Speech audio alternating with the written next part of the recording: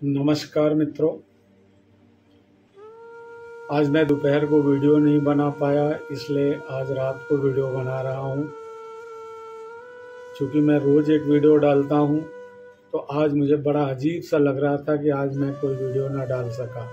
लेकिन मित्रों, आज का जो वीडियो है यह महिलाओं की समस्या के बारे में है, जिसे हम ल्यूकेरिया कहते हैं। हमारी ओपीडी में जब भी महिलाएं आती हैं तो उनको अगर कोई भी समस्या है, लेकिन अगर उनसे एक सवाल पूछो, क्या आपको सफ़ेद पानी जाता है, तो 90% महिलाएं कहती है कि हाँ, उन्हें सफ़ेद पानी जा रहा है। तो उस सफ़ेद पानी को ल्यूकेरिया कहते हैं। तो क्या सभी लोग ल्यूकेरिया से ग्रसित हैं? क्या हर महिला को ल्यूकेरिया है या बीमारी है? ऐसा नहीं है मित्रों। हमें समझना पड़ेगा कि असल में ल्यूकेरिया होता क्या है।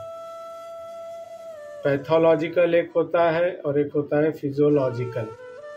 फिजियोलॉजिकल ल्यूकेरिया जो होता है, हर महिला को अगर उसका जो भी डिस्चार्ज हो रहा है, अगर वो क्लियर है, ट्रांसपेरेंट है, मतलब गाढ़ा नहीं है, नॉन पुरुलेंट है, मतलब पीप जैसा नहीं है, और नॉन ऑफेंसिव है, अगर उसमें से गंध नहीं आता है, अगर उसे अपने वेजाइनल पार्ट पे ईचिंग नहीं हो रही है और कपड़ों पर दाग नहीं लगता है, तो यह जो होता है इसे फिजियोलॉजिकल ल्यूकेरिया कहते हैं।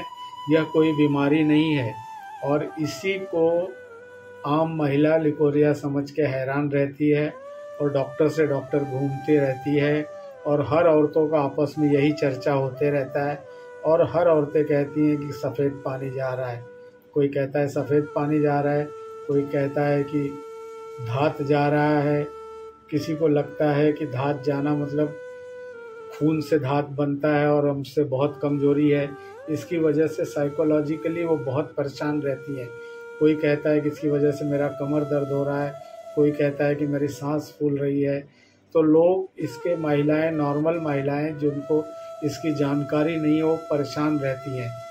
तो हमें यह जानना चाहिए कि फिजियोलॉजिकल ल्यूकेरिया होता क्या है, नॉर्मल ल्यूकेरिया कब कब हो सकता है। एक तो प्यूबर्टी के समय, प्यूबर्टी मतलब जब 12 साल के बाद करीब करीब जब महीना आना शुरू होता है और लड़की का उम्र बढ़ने लगता है, तो उसको प्यूबर्टी कहते हैं। ऐसे समय पे एस्ट्रोजन बॉडी में बढ़ जाता है और उस समय सफ़ेद पानी ज़्यादा जाता है, उसको भी ल्यूकेरिया लोग समझ लेते हैं।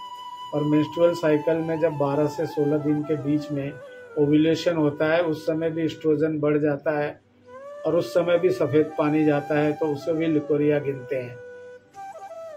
महीना के पहले प्री मेंस्ट्रुअल में भी एस्ट्रोजन बढ़ जाता है और उस समय भी ज़्यादा सफ़ेद पानी जाता है, उसे भी ल्यूकेरिया कहते हैं।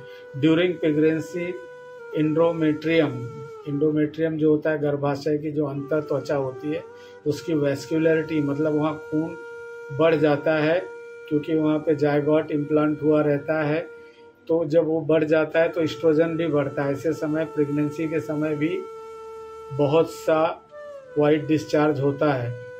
और सेक्सुअल एक्साइटमेंट, जब इंटरकोर्स करते समय या सेक्सुअल विचार करते समय या किसी तरह का एक्साइटमेंट होने पे वेजाइना में बार्थोलिन ग्लैंड होता है, उससे भी बहुत सा डिस्चार्ज होता है, तो उसको भी लोग ल्यूकेरिया समझते हैं।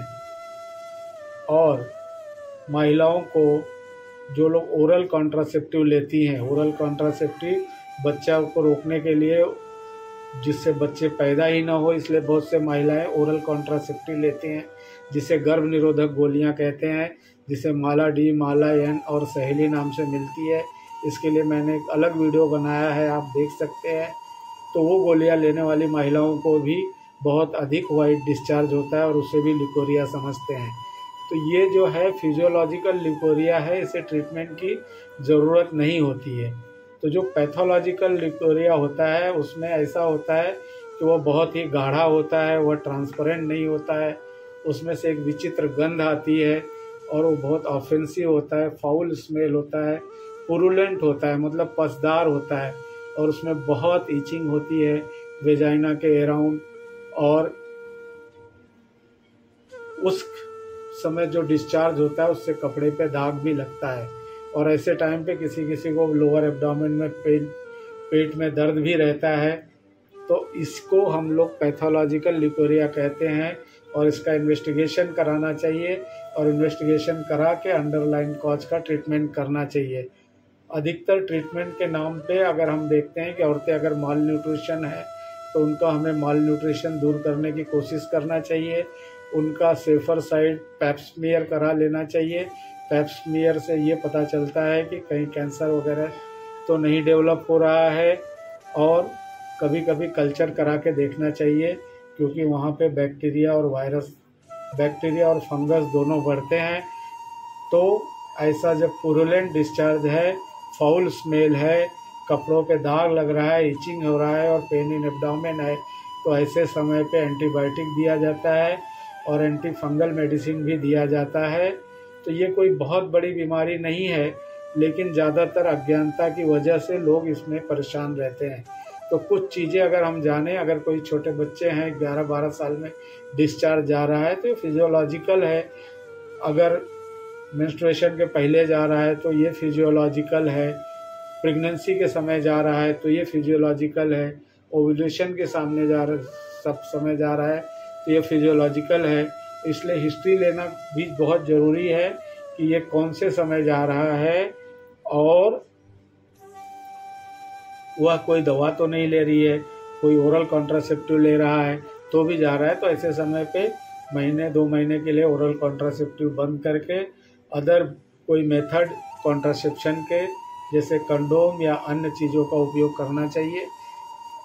तो मित्रों, मैं ये लिकोरिया के बारे में आज आपको जानकारी दे रहा हूँ, क्योंकि ये बहुत ही कॉमन समस्या है। जब 2 औरतें मिलती हैं या जब वो डॉक्टर के पास जाती हैं तो उनकी सबसे बड़ी समस्या यही रहती है, लेकिन 90% टाइम पे ये कोई बीमारी नहीं होती है। लिकोरिया नाम की कोई बीमारी नहीं होती है।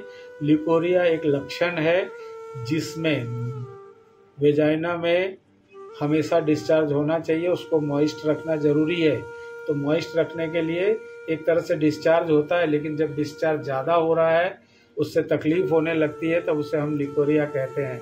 और इसमें वेजाइनल हाइजीन बहुत इम्पॉर्टेंट है। नहाते समय अच्छे से माइल्ड सोप से वेजाइना को धोना चाहिए, साफ करना चाहिए, यह बहुत ज़रूरी है। हमेशा कॉटन के कपड़े पहनना चाहिए। किसी भी कारण से अगर अंडरगारमेंट भीग जाता है, गीला हो जाता है, तो उसको बदल लेना चाहिए। और जो मोस्ट कॉमन इन्फेक्शन ग्रोइंग में होता है फंगस इन्फेक्शन, उसका भी ट्रीटमेंट लेना चाहिए, नहीं तो वह इन्फेक्शन वेजाइना के अंदर भी जाके फंगल इन्फेक्शन बढ़ता है और उसके कारण भी डिस्चार्ज होता है। तो मित्रों, आज का ये लिकोरिया का विषय यहीं ख़त्म करते हैं। आशा करते हैं आपको यह पसंद आया होगा और इसे महिलाएं ज़रूर पसंद करेंगी और अपनी सहेलियों को इस वीडियो को शेयर करेंगी। धन्यवाद। नमस्कार।